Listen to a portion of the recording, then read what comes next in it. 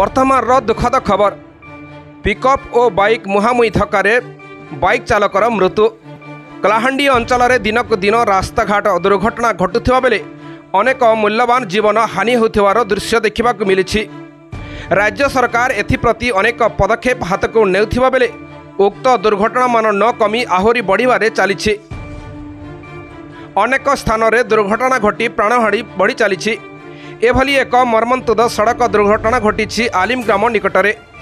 सूचनायोग्य जे परलसिंगा grammar कौदंड नायक बयस 20 वर्ष 5 October 2025 तारीख रविवार दिन अपराह्न बंधपड़ा ग्रामर निज संपर्कीय घरू निज घर परलसिंगा को निज पल्सर मोटरसाइकिल जोगे गाड़ी नंबर CG04MS 9088 रे फेरुथिबा समय केसिंगा थाना अधीनस्थ पलमफांडी अंतर्गत पलमरू रूपरा रास्ता अवस्थित आलिम ग्राम निकटरे एक कदली बोझई पिकअप गाड़ी OD 03 AC 2456 सहित मुहांमुही धक्का होइथिला।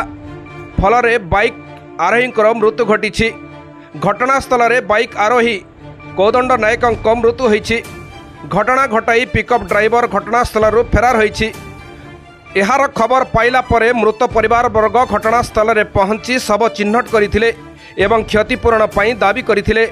परे खबर पाई पलमफांडी अधिकारी सुबोध कुमार फलो एवं केसिंगा थाना पुलिस एवं सदल बल घटनास्थल में पहुंची शव जबत करने सह शव व्यवच्छेद पाई पठा जाइछि। State bureau chief Umashankar Mishra report Nirmal TV.